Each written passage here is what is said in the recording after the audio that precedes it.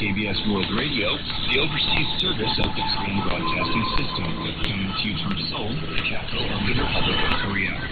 We now begin today's English broadcast on KBS World Radio.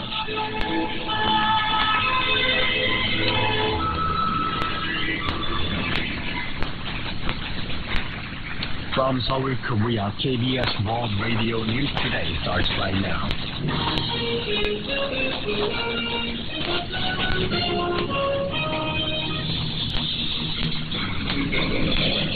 On today's broadcast, President Yoon Suk-yeol pushes ahead with the appointment of his foreign and interior ministers and approves the largest ever extra budget.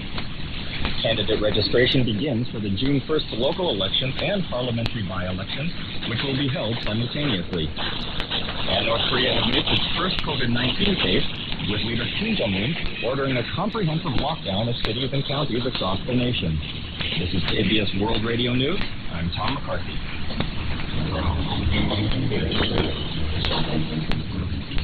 President Yoon Suk-yeol on Thursday pushed ahead with the appointment of Park Jin as foreign minister and Lee Sung-min as interior minister amid delays in their parliamentary confirmation.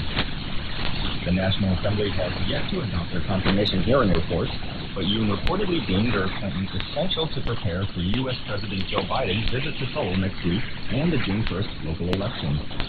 In South Korea, all minister nominees must undergo a confirmation hearing, but only the Prime Minister requires parliamentary approval.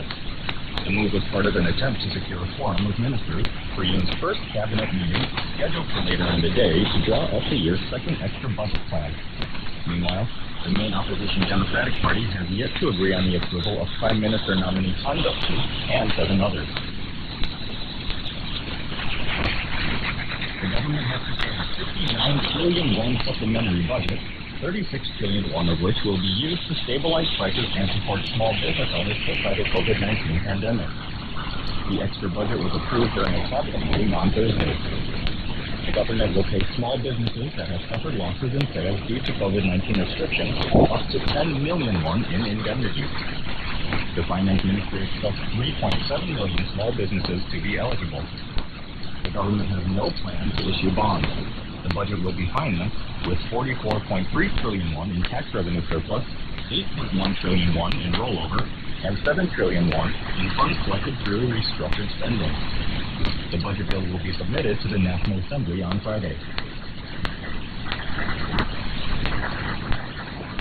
The National Election Commission opened registration on Thursday for candidates running in the June 1st local election. The 2-day candidate registration also began on Thursday for contenders running for parliamentary seats in by-elections, which will be held on the same day as local elections. Seoul Mayor Oh Se-hoon, who is seeking re-election, registered his candidacy on Thursday morning before formally declaring his bid. Former chair of the main opposition Democratic Party, Kimjae, who is running against Oh for Seoul Mayor, registered his candidacy through a representative. The ruling People Power Party candidates Kimjae and ET's Kim, who are vying for Gyeonggi Province area, also registered on Thursday. Those who registered for the elections will be able to launch their campaigns from next Thursday. North Korea, which has claimed to have no COVID-19 cases, has admitted to its first confirmed case of the virus. The North's official Korean Central News Agency said on Thursday that the country's quarantine authorities confirmed the first case of the Omicron variant among a group in Pyongyang on Sunday.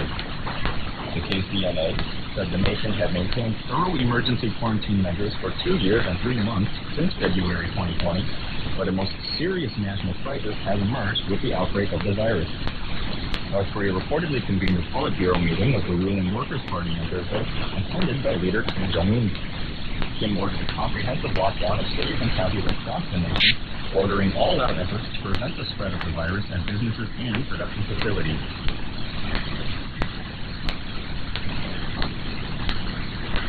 Unification Minister nominee Kwon Myung-se said he is open to actively supporting North Korea after the regime admitted for the first time to a confirmed case of COVID-19. At his parliamentary confirmation hearing on Thursday, Kwon said the ministry has already allocated a budget to provide the North with COVID-19 vaccines, and that he plans to actively seek ways for cross-border cooperation. The nominee said he would consider sending a presidential envoy for talks with North Korean leader Kim Jong-un saying some policies from the previous government must continue despite an administrative change. When asked about the Yoon Suk-yeol administration's North Korea policy direction, however, Kwon said now is the time for sanctions, especially considering Pyongyang's rapid advancement of its nuclear and missile capabilities. He added that the door to inter-Korean dialogue will remain open, and should the North return to negotiations, the new government will seek ways to guarantee the regime's security and to economically support the North. The United Nations Security Council held an emergency meeting on Wednesday to discuss North Korea's missile provocations, but the session produced no significant outcome due to differences among the members. The UNSC convened an open session on Wednesday afternoon at the UN headquarters in New York to discuss the North's missile launches at the request of the U.S., who is the current council chair, as well as Korea and Japan. The U.S., Britain, and France were joined by a majority of members in condemning North Korea for violating Security Council resolutions. China and Russia, however, said strengthening sanctions against the North would not help resolve the problem. China, in particular, insisted that the tensions escalated because the United States did not accept the North's demand.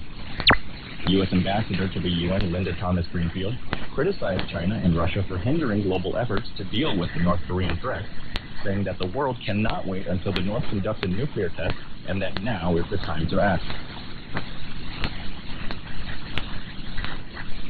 New COVID-19 cases fell below 40,000 amid a general downtrend trend in infection. The Korea Disease Control and Prevention Agency said Thursday that 35,906 infections were confirmed throughout the previous day. The country's accumulated caseload came to 17,694,677. The daily tally dropped by some 6,000 from a week ago. The number of critically ill patients dropped by 29 from a day ago to 354, down 87 from the daily average of the previous week. There were 63 deaths, raising the death toll to 23,554. Independent lawmaker Lee Sang-gik was stripped of his parliamentary seat for violating election laws during the 2020 parliamentary election. The Supreme Court announced on Thursday that it upheld a lower court's suspended prison sentence of 1 year and 4 months for Lee for violating the Public Official Election Act. Elected public officials lose their seats when sentenced to a prison term or a fine of more than 1 million won for election law violations. He is accused of conspiring with city council members in an attempt to influence Democratic Party primaries for the 2020 parliamentary election. In a separate case, he is currently serving a 6-year prison term for embezzlement of company funds and a breach of trust involving Eastar Jet. The main opposition Democratic Party has expelled 3-term lawmaker Park Won-ju amid allegations he engaged in sexually inappropriate behavior. DP spokesperson Shin Hyun-young told reporters on Thursday that the party reached the decision during a meeting of its interim leadership committee to address an incident of sexual misconduct within the party. Shin said the DP regrets that such a case occurred in the party, adding that it will not reveal details in order to protect the victim and prevent secondary victimization. The Seoul court suspended a police ban on assemblies and demonstrations near the new presidential office in Seoul's Yongsan district, prompting the police to appeal the ruling.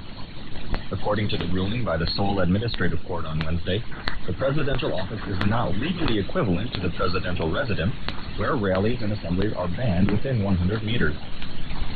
Earlier, a civic group representing sexual minorities filed a petition after the police banned their planned march from Yongsan Station to Itaewon on Saturday, passing by the new executive compound. The benchmark Korea Composite Stock Price Index fell 42.19 points, or 1.63% on Thursday, closing the day at 2,550.08.